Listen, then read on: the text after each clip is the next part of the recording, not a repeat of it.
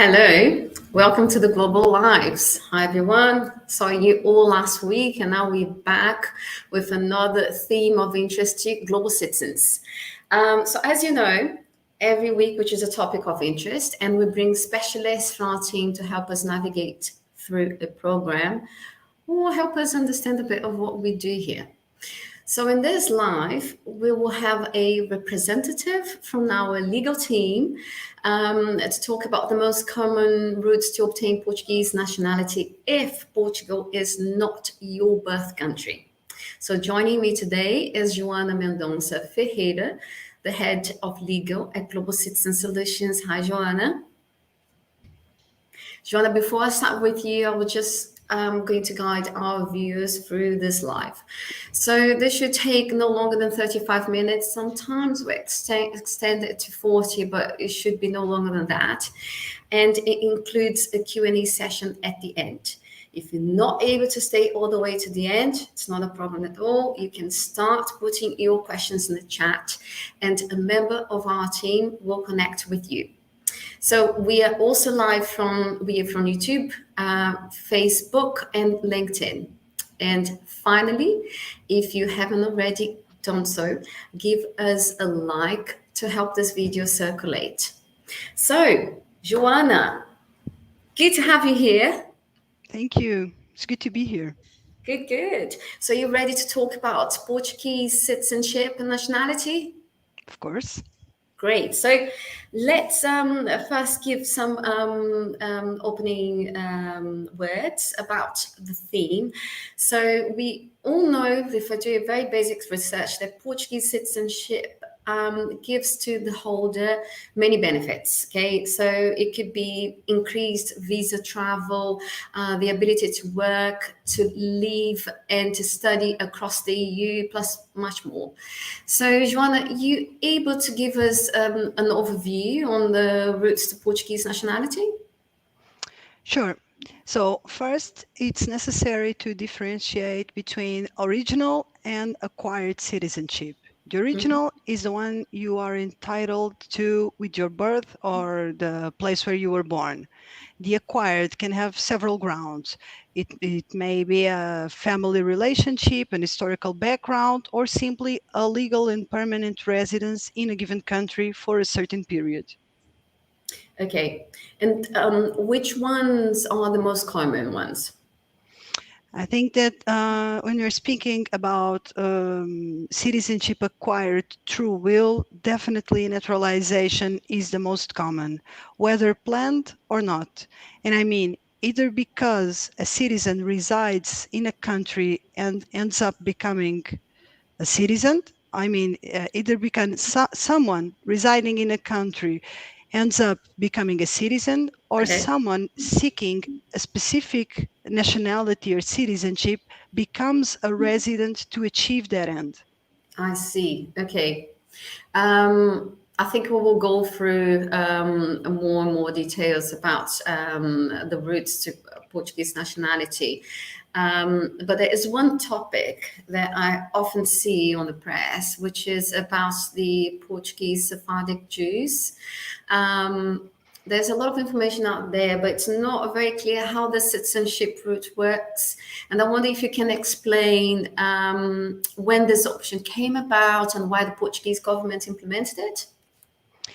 Yeah, the Sephardic Jews is somehow recent. It only appeared in 2013. Portugal, like other European countries, seeks to correct this historical damage through this possibility of citizenship. Sephardic Jews are all the Jews that were expelled from the Iberian Peninsula back in the 16th century, meaning all of those that are considered descendants of these Sephardic families and who can demonstrate the tradition of belonging to this Sephardic community of Portuguese origin, they can access Portuguese citizenship. As of September, there's a new change in the law according to which it will be necessary to also prove some connection to the country, which can be done through property ownership, shareholdings, or frequent travel. Okay. And then How do you prove Sephardic origin from Portugal? Is it that difficult? Because we're talking about the 1600s here. Yes, actually, it depends. The starting point is obtaining a certificate from the Jewish community in Portugal.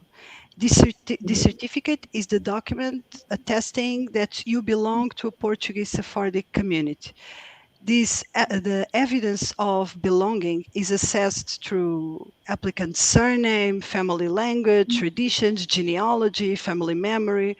So it is often necessary to the support of the Jewish community of the country of origin of the applicant to help establishing this journey into the past up to the 16th century. Okay, I see. And I know if you still have questions, one of our viewers here, you could just speak to a member of our team who will be able to guide you through all the steps to trace your the Sephardic origin from Portugal.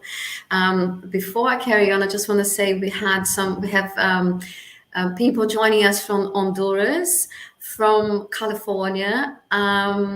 Hello, Johnny from the US, and also from the UK. So, yes, thank you. So, guys, if you just joined in, we just started talking about Portuguese citizenship, a few different routes, and you can start putting in some questions here, and our team will be able to communicate with you. So now let's move on, Joanna. What are in general the requirements to acquire Portuguese nationality? The common requirements to the different routes are being of legal age or emancipated, having a clean criminal record, knowledge of Portuguese, and not to be a threat to national security. Some of these can be waived depending on the specific case. It would have to be assessed case by case. And can you give us some examples on when these requirements are waived? Yes, the easiest one is the knowledge of Portuguese language. It can be waived in the case of Sephardic Jews and parents of Portuguese citizens of origin, provided they are resident in the country. In these cases, they are waived, but there are some cases where they're not even required, like citizenship through marriage or non-marital partnership. Okay, it's very nice. Thank you. But there is a lot of information here. And I think a very good way to process when we have a lot of information is to think of practical examples. And so I propose you, Joanna, that we play a game of yay and nay. So I will give you some hypothetical cases and then you tell me if those cases are eligible or not for a Portuguese citizenship. Before we go to that one, sorry, I have more people here. We have people from India, Texas, Seattle, but also from Japan, Texas again, and California. Welcome, guys. We just started, so there's still a lot going on about Portuguese citizenship. So let's start with our game, Joanna. We have a lot of viewers from the USA. So let's say I'm from the USA, right? And I decide to marry a Portuguese citizen. It can be from any other nationality, okay? I'm just giving an example here because we have some Portuguese viewers, but it could be from the UK or India. Can I get citizenship through marriage to a Portuguese citizen? That's a yay, as long as they have been married for at least 3 years. Okay.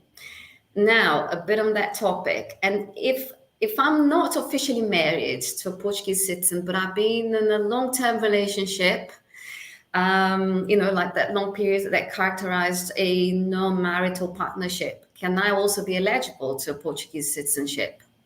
Yes, under the same conditions as marriage. 3 Uh, years. okay. So let's carry on with the game. Right. So I have just found out that my grandmother or my grandfather, my avó, were Portuguese, and before him or her immigrated to a new country where I was born. and I hold my current passport. Can I apply for Portuguese citizenship through grandparentage? Yes, as long as the grandparent has not lost citizenship and as long as you, the main applicant, show an effective connection to the Portuguese community. Okay, okay, that's answered. And then let's go one generation further. And if I found out that my great grandfather or mother, in Portuguese is bisavô or bisavó, was Portuguese, is this also the same rule? Does the same rule apply? Not directly, so that's not easy to explain.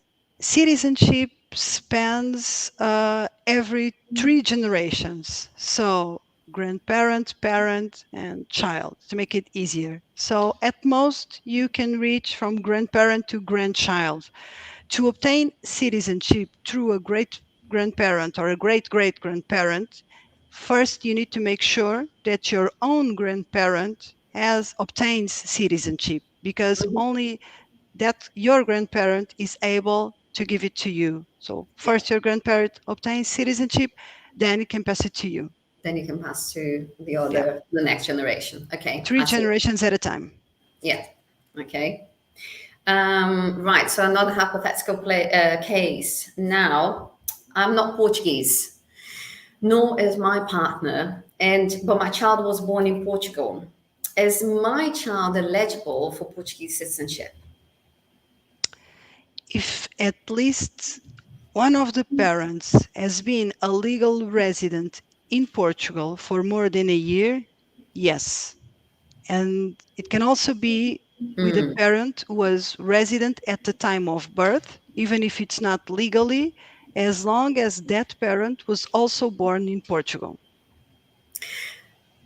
So So what you're saying parent is, living legally in Portugal for more than 1 year, or if not being a legal resident, the parent has to be born in Portugal too.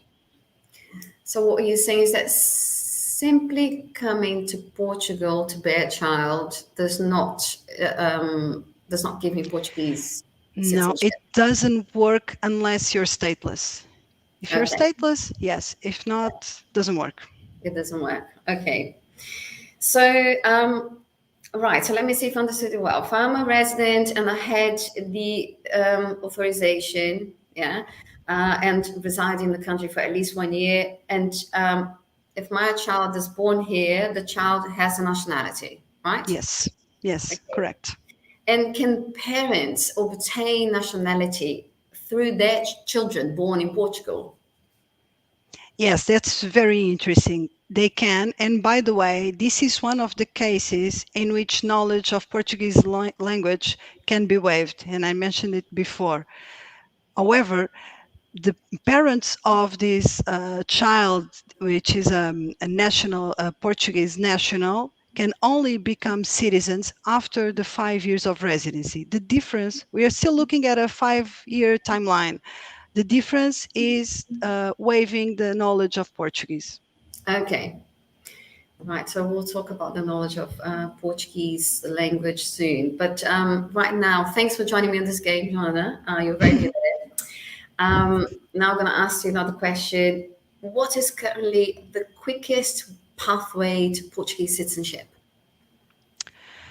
Considering that not all routes are available to everyone unless they fulfill specific conditions, so for the majority of cases, the fastest is 5 years through legal residency in the country. And meanwhile, you live in the country, you learn a bit of Portuguese in order to pass the A2 level Portuguese test.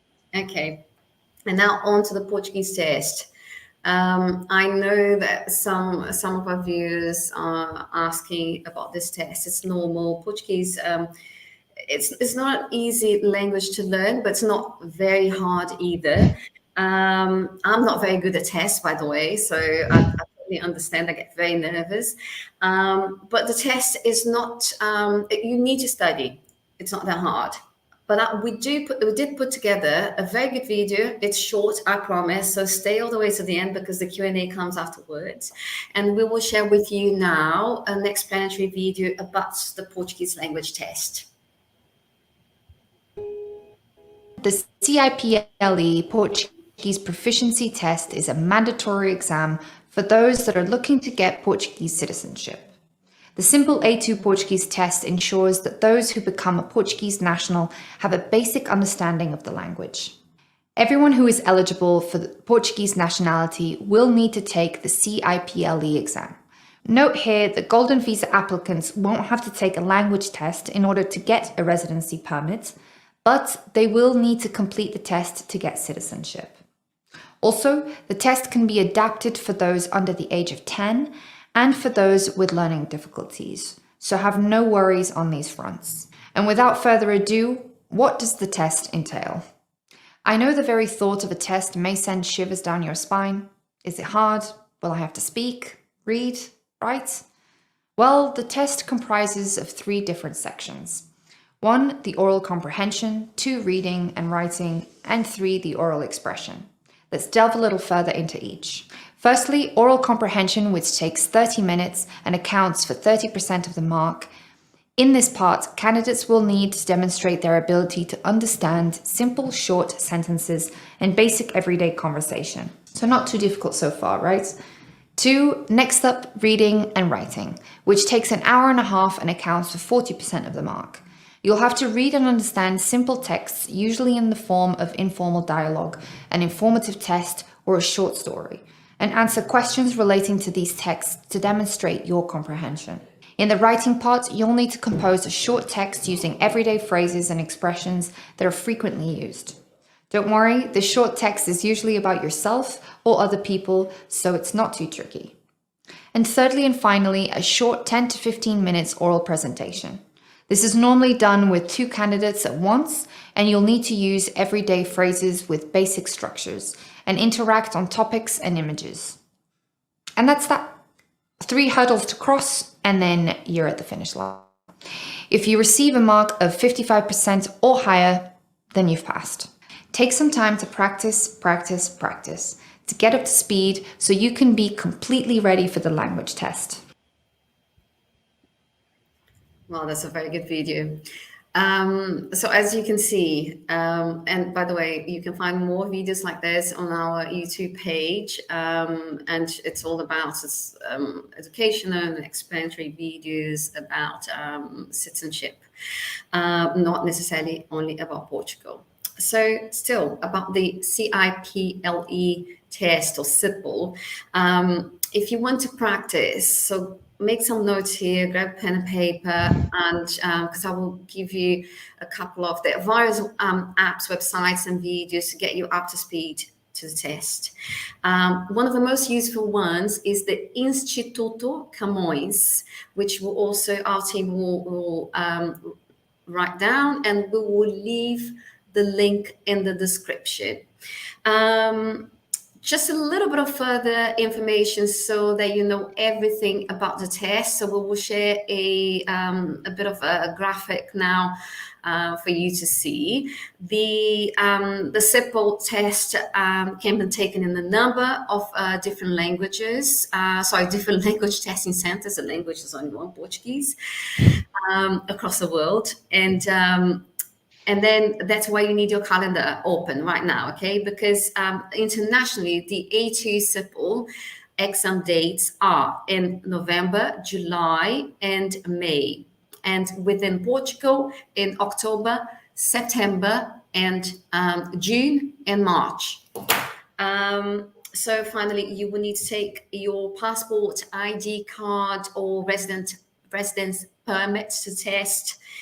It costs you 72 euros, and you will have to wait 2 weeks for the result. And remember to study, remember to practice, and boa sorte. Good luck in Portuguese.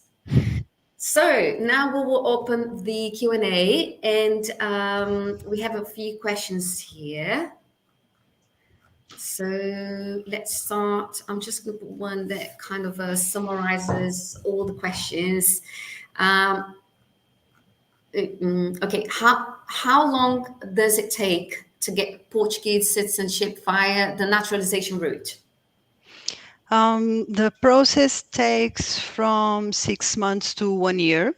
It doesn't depend only on the Portuguese authorities, because the Portuguese authorities need to reach the country of origin of the applicant in order to confirm some information and check some documents. So part of the time will also depend on the other country. So actually it varies, but from 6 months to a year, it's reasonable to assume it's enough to have a procedure concluded. Okay. Now I have a question here that was sent to us via email previously. How, and I think it's really good, how strong is the Portuguese passport compared to other EU passports? It's very strong.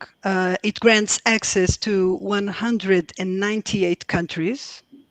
Also, Portugal is a member of the European Union, so becoming a Portuguese citizen gives direct access to a batch of civil and political rights from the European Union too.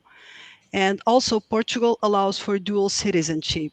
This is something that not all European countries accept without specific conditions. Okay. Okay, so that's good to know. We have some questions here, Joanna, about the Golden Visa. So, is Portuguese nationality also available to Golden Visa investors? The short answer is yes, but this is indeed Long something one. that generates debate. Mm. The law provides for access to citizenship after 5 years of legal residence in Portugal. A Golden Visa investor, by definition, is a legal residence in the country, but in the sense of being legally entitled to live and work in the country. But not all of them exercise this right of actually living in the country.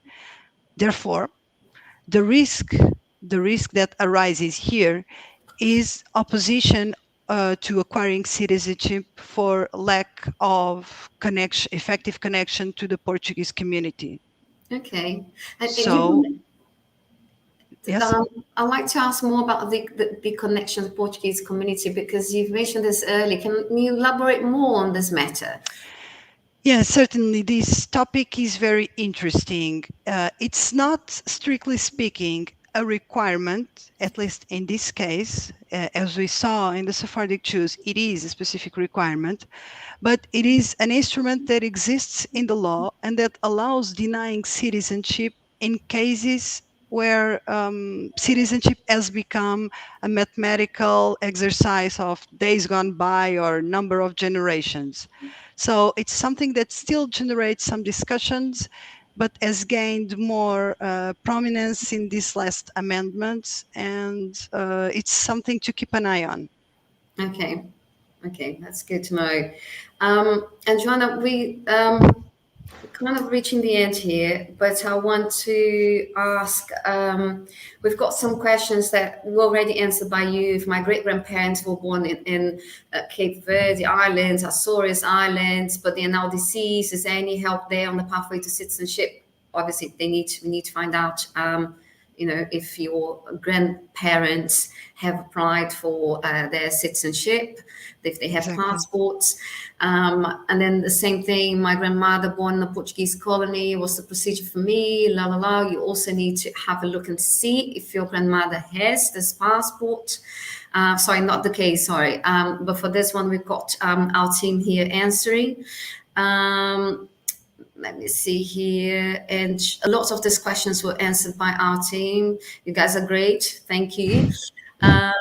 So now we will wrap up, but I just want to say that all of you who still got questions, you can write down your questions here, because even if we close the live, it will remain there, and then we'll be able to answer later. Okay, and our team is available to give you any further information that is not able to be answered in a number of characters. So Joanna, that's to wrap up. In your experience, why are people looking for Portuguese nationality?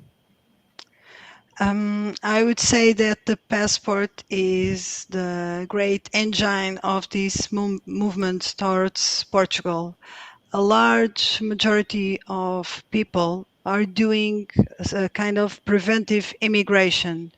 They're assuring that they have a safe harbor to relocate to if their country's context become unbearable suddenly or in the medium term or long term.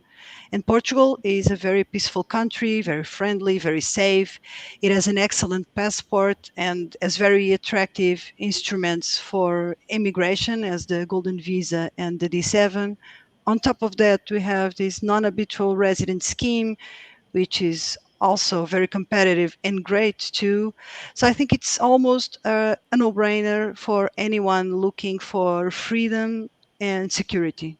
Yeah, yeah, definitely agree. And so before we finish now, Joanna, I just want to say there are a couple of questions that came from LinkedIn as well, on a lot on Golden Visa and D7. So this live is about Portuguese nationality, but it's not a problem at all. Our team will be able to answer. You're asking about low density real estate investment, so all of that will be covered. And let me see one more thing here. The CIPLE test locations in Madeira. I don't have this answer right now, Adam, but we'll find out and we'll give it to you in a bit. I'm sure that will be, and because it's all over the world. And I think that's it. Joanna, thank you very much. And it was fantastic to have you here talking to us about Portuguese nationality. So for all our viewers, stay tuned for more videos, more educational videos about nationality, citizenship. So hit like and subscribe to our channel. Thank you. Thank you, Gisane.